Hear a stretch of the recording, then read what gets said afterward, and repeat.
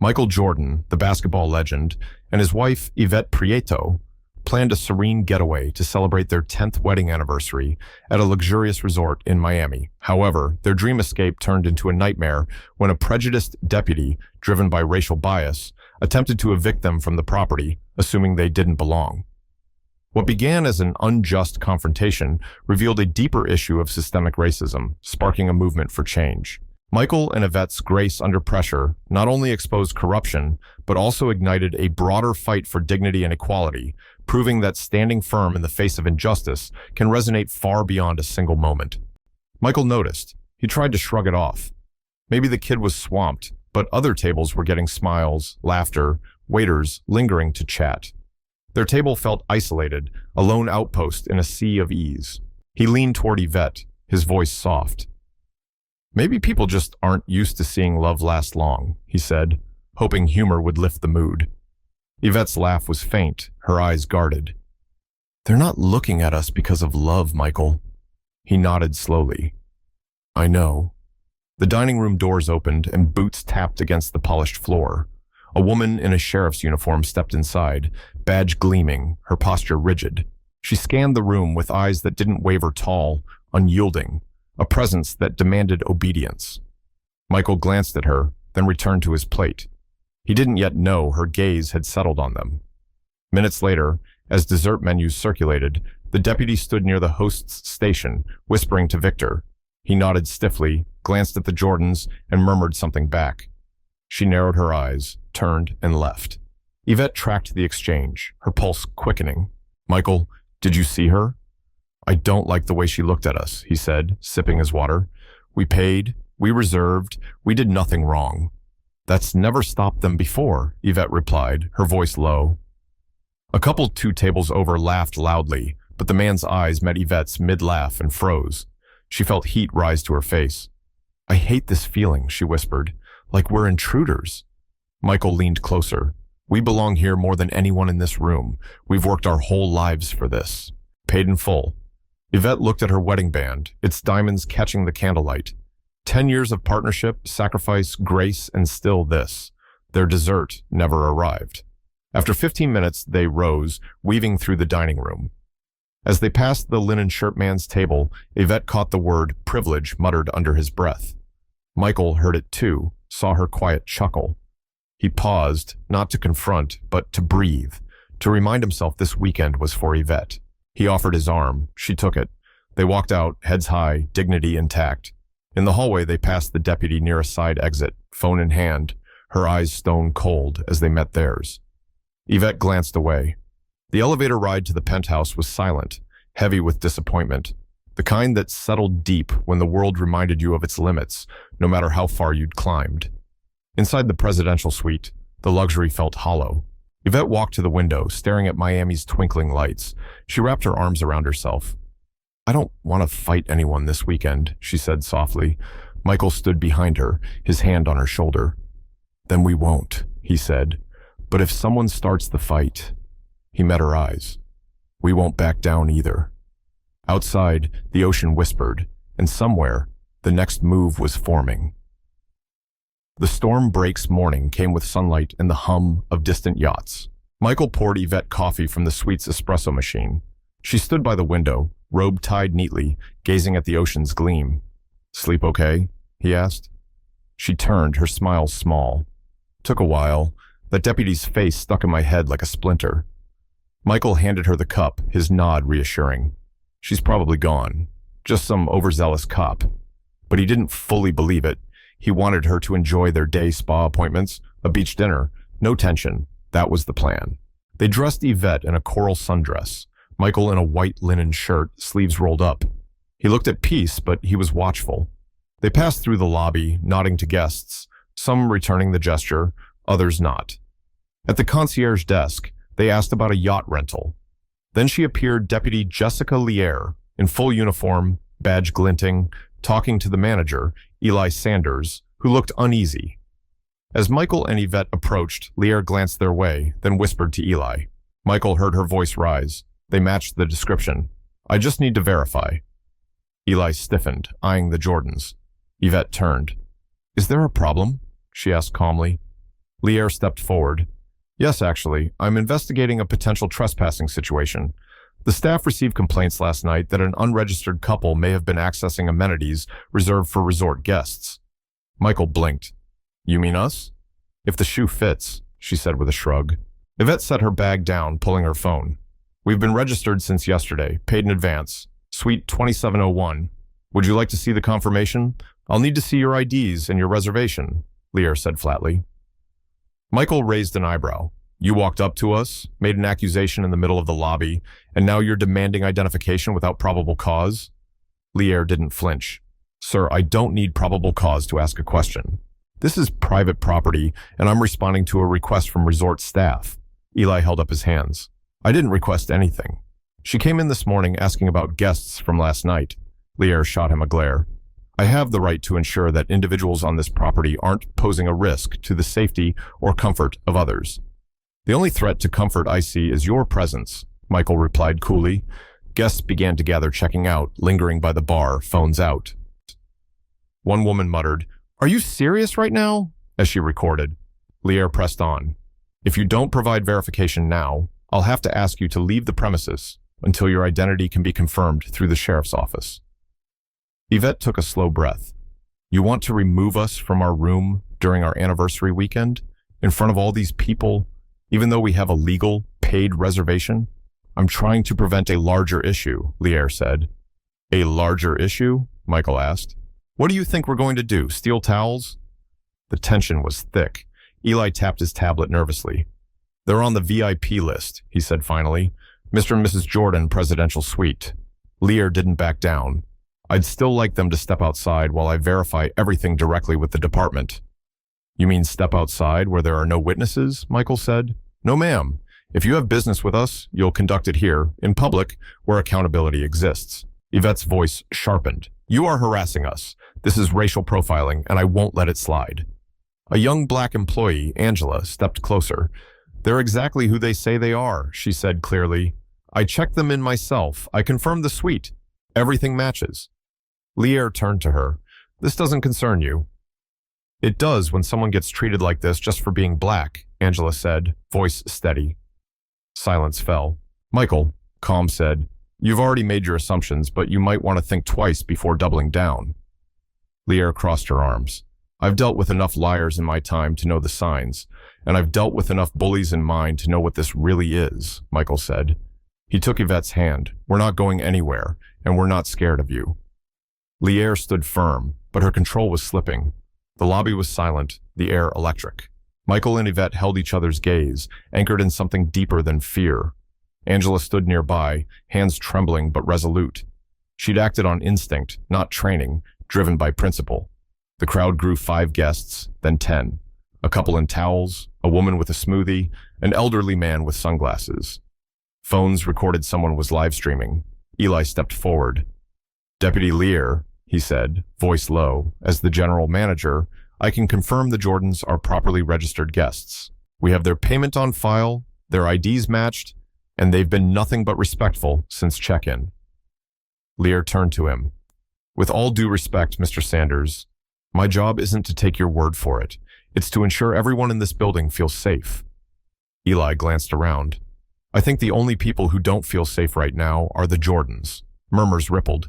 Lier stepped forward. This isn't about race, she said loudly. This is about suspicious behavior. I was alerted by a guest who claimed they heard raised voices coming from the dining room last night and saw these 2 lingering near private staff areas. Michael raised a brow. So now we're accused of yelling at dinner and wandering hallways we've never seen? Yvette crossed her arms. Who filed the complaint? That's confidential, Lier said quickly. How convenient, Yvette shot back. Fabricated accusations, vague threats, and now you want to throw us out of our room, all because someone felt uncomfortable? Well, guess what? So do we. Angela spoke again, stronger now. There were no raised voices last night. I worked the front desk through the evening shift. They went straight to dinner, then back to their suite. Eli nodded. She's right. Our night staff has reviewed hallway footage. The Jordans weren't near any unauthorized areas. Lier face hardened, but cracks showed. Her voice rose. Well, if they've got nothing to hide, then they shouldn't mind stepping out while I do my job. Michael shook his head. This isn't a back alley or a traffic stop, deputy. This is a resort lobby, and you're not going to treat us like criminals in front of an audience just because you feel entitled to flex. Yvette stepped in, her voice calm, cold, measured. You're not here because of what we did. You're here because of who we are.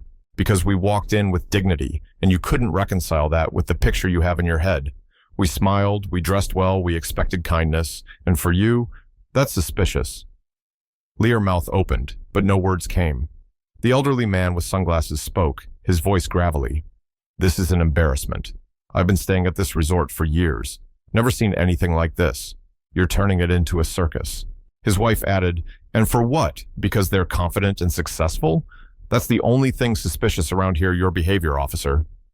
Voices followed. This is outrageous, one woman said. They're the only ones being calm here, another added. Shameful, someone muttered. Lear stepped back, her authority fraying. She grabbed her radio. This is Deputy Lear, requesting a unit for assistance at Ocean Palms Resort. I have a situation involving a possible disturbance. I'd like verification on 2 individuals. Michael took Yvette's hand. She was breathing harder, holding back anger. I'm fine, she whispered. I'm not afraid of her. I know, he whispered, but you shouldn't have to be brave on our anniversary. 2 officers arrived, uniforms crisp, faces neutral. Lear gestured to the Jordans. These are the 2 I called about. Possible ID issue, potential trespassing. We need to verify who they are.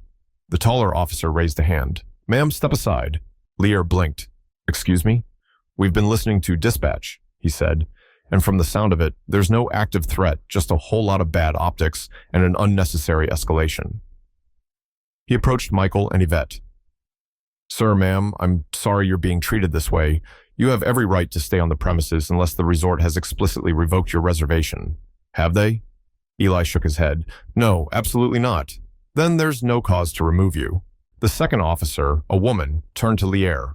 We'll be filing a report.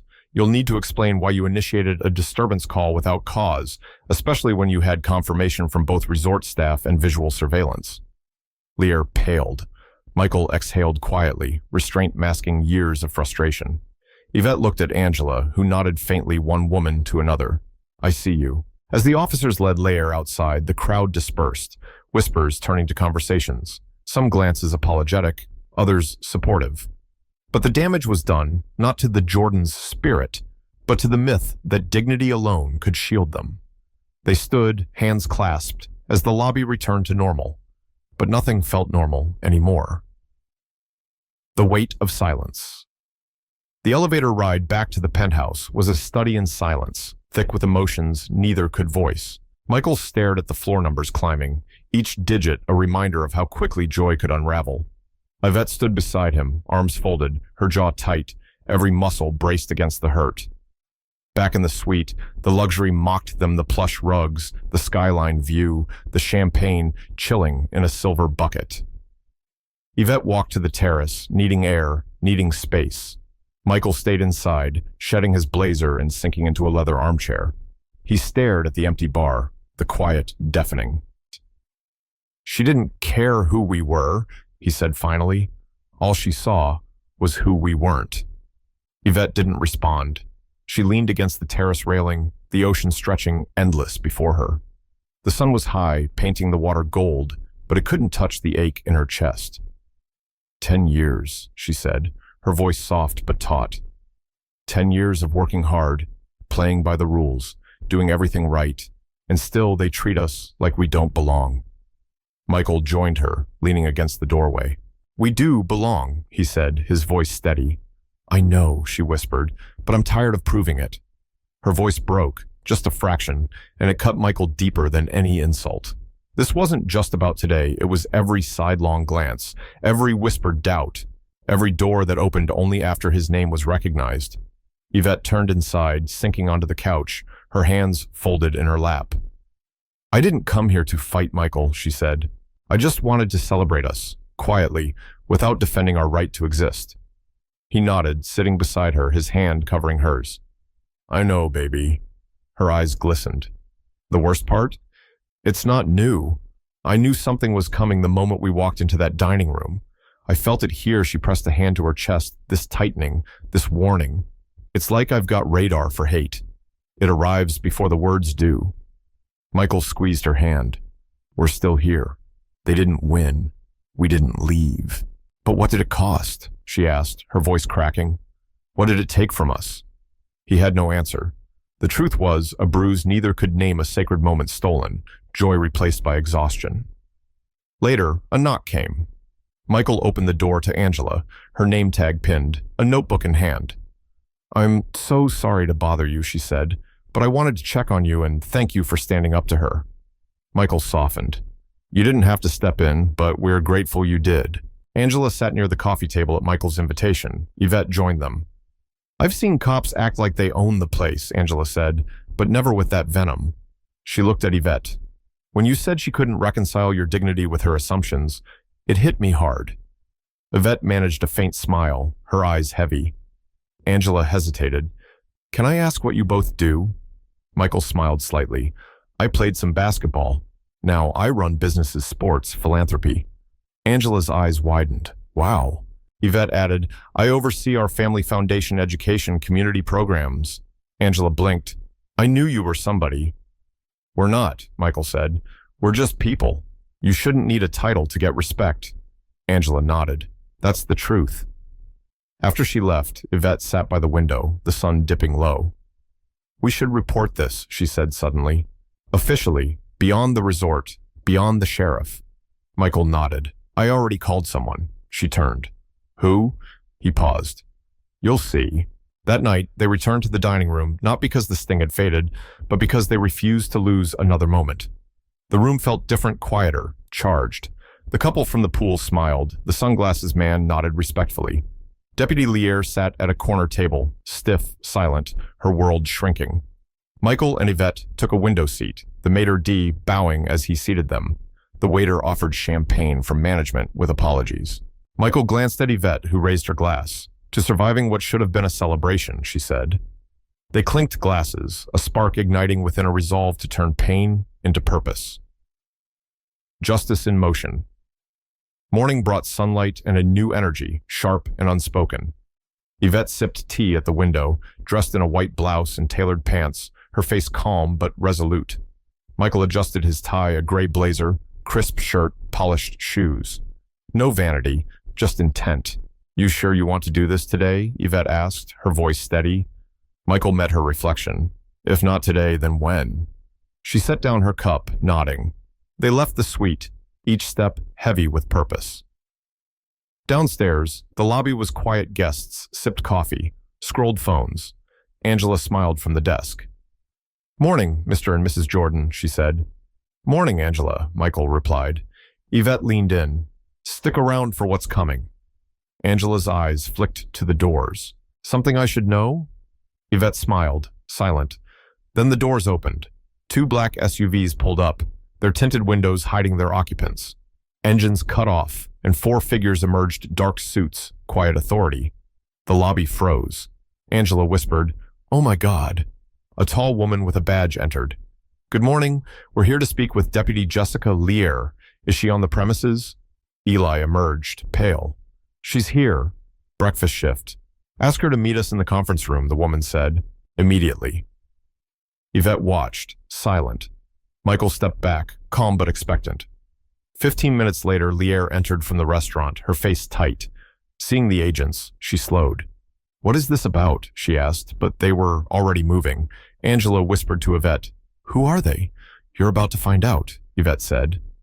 Behind closed doors, the meeting was a quiet storm, low voices, serious stakes. Angela's eyes kept drifting to the hallway. Finally, Lier emerged, pale, hands clenched. Her gaze found the Jordans, and for the first time she looked small. Michael held her stare, unmoved. Yvette stood. Still think we were just troublemakers? She asked evenly. Lier couldn't answer. Agents guided her out. Angela turned to the Jordans, stunned. What just happened? Michael's voice was calm. She's got a history excessive force profiling. Her record's been buried, but not this time. She picked the wrong couple. Yvette nodded. Yvette. Internal Affairs has everything statements, video, a pattern going back years. Angela shook her head. I didn't think anyone would do anything.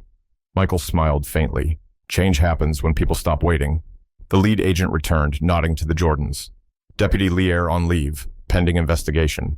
Thank you for your cooperation. Thank you, Michael said. Your team sent the documentation, she added. Angela blinked. Your team? The agent smiled. Mr. Jordan's a global icon, NBA legend. Businessman, philanthropist. Angela gaped. What? Michael chuckled.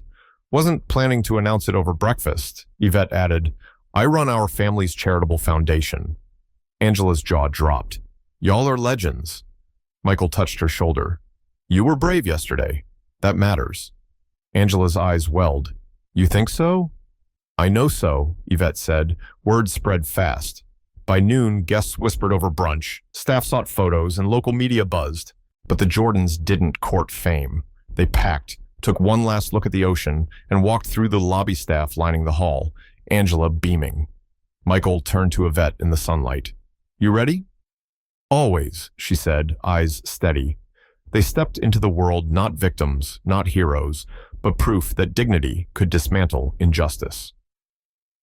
A movement born. Back home, their estate was a haven, leather furniture, citrus-scented air, silence that healed. Michael locked the door, letting peace settle. Yvette opened the fridge, more habit than hunger, needing something grounded. Tea? She called. Something strong, Michael said. She reached for their initialed mugs, a 5th anniversary gift. They sat at the kitchen island, the clock ticking softly. The whirlwind lingered, their minds still on the terrace, replaying the clash. I keep thinking about her face, Yvette said. Not angry, not sorry, just embarrassed because she got caught. Michael stirred his tea. It was about power. She saw us and couldn't make it fit her world. Yvette nodded, so she made it a problem. Silence fell, thoughtful, honest. What if we weren't us? Yvette asked. No fame, no foundation, just regular people. Michael looked at her. We'd still be us, but we might have been in a patrol car, not a cafe. It shouldn't take a name to get dignity, she said, her voice raw. He covered her hand. That's why this can't stop here. Morning brought purpose. Michael grabbed a legal pad, sketching a plan a nonprofit, Stay Seen, to document bias in public spaces. Yvette joined him, laptop open, coffee steaming. You're building something, she said. We are, he replied. They outlined Stay Seen, a platform for reporting discrimination, offering legal aid, connecting the unseen. Yvette wrote the mission. Dignity is a right, not a privilege. Michael called allies in sports and philanthropy. Angela offered to help. The idea grew roots. News of Stay Seen spread. Outlets covered the launch. Civil rights groups reached out. Resorts quietly retooled training. The Jordans sought change, not vengeance. One afternoon, on their patio, Yvette paused. Were we meant for this? Michael gazed at the palms. Meant to? No, but positioned, maybe. We could carry it without breaking. A message came from an Atlanta couple, black professionals, asked for ID at a steakhouse while white guests passed freely. Thank you for saying what we couldn't, they wrote. Michael realized this wasn't one weekend, it was countless moments, unchecked assumptions. They kept going, quietly, needing hearts, not headlines. A legacy unfolds. The story didn't fade. It resurfaced in barbershops, boardrooms, talk shows, not for scandal, but for grace. The Jordans' restraint gave permission to stand, not shout. Letters poured in hundreds, then thousands. Stories of slights at clubs, glares in stores, doubts in offices. Others wrote thanks. You made me feel seen. Invitations followed panels, speeches, private calls with lawmakers. Michael spoke sparingly, but powerfully. At a forum, he said, outrage isn't enough. We need enforcement laws with teeth. The words became a rallying cry. Yvette leaned in, hosting roundtables with women of color, sharing their erased stories. In Washington, she faced a congressional committee, no notes, just truth. I'm not here for sympathy, she said. I'm here for structure. If I can be treated like a trespasser, what happens to those without a platform? A representative called it a blueprint. Weeks later, 3 states drafted bias training laws. More followed. Stay Seen grew a network of lawyers, counselors, volunteers. Stories came from retirees, veterans, a single mom denied a spa visit. The Jordans listened, making cruelty harder to hide. Angela joined the board, speaking at town halls. You don't need a podium, she said, just a backbone. The Dignity Registry launched, rating businesses by fairness, not stars. People chose decency over luxury. Corporations noticed, offering training contracts. Policy shifted from within. The Jordans stayed grounded, no bigger house, no PR firm. They drove through their neighborhood, waving to neighbors, chatting at the coffee shop. One morning, a man at a community center tipped his cap. Real American courage, he said. Michael nodded, the words sinking deep. Yvette looked at him later. Part of something bigger? He took her hand. Glad we are. Sometimes revolution just walks into a lobby and stands firm. The Ocean Palms reopened under new management, quietly pledging inclusivity. The Jordans didn't return their mark was in people, a concierge rethinking assumptions, a manager rewriting policy, staff learning respect is owed to all. At Stay Sen's first gathering in Miami, Angela opened. I was just a receptionist, but I was someone's courage. Michael and Yvette sat up front, passing the torch. A teenage girl handed Yvette a note. I can be seen and strong. Yvette's eyes glistened. You are. Home remained simple. Michael watching games, Yvette planning galas, humming jazz. Stories kept coming, each a reminder. Change was repetition, showing up until the world caught up. Michael mused over coffee. What would our parents say? Yvette laughed. Make a fuss sooner, but we did it our way, she added. He nodded. Yeah, we did. A new law passed guest rights posted visibly. The Jordans didn't claim it, but they'd inspired it. Progress was enough. Their 11th anniversary was a barbecue chairs on the lawn, ribs sizzling, laughter ringing. Their nephew asked why Michael changed things. We didn't run when it got hard, Michael said. We stood still. Yvette clinked her glass. Thank you for standing with us. It wasn't easy, but it was holy. We held our ground, and it held. The night closed with Stevie Wonder, Michael and Yvette swaying, dreaming of a world they were already shaping. Change wasn't always loud. Sometimes it was a couple refusing to shrink, a hand steady against ignorance, love unstoppable. Sometimes doing right meant standing still, refusing to be less than worthy. Michael and Yvette stood tall, reminding the world dignity is a right. Their story called to the seasoned. Your voice matters. Your presence matters. Your story, however quiet, might spark another's courage.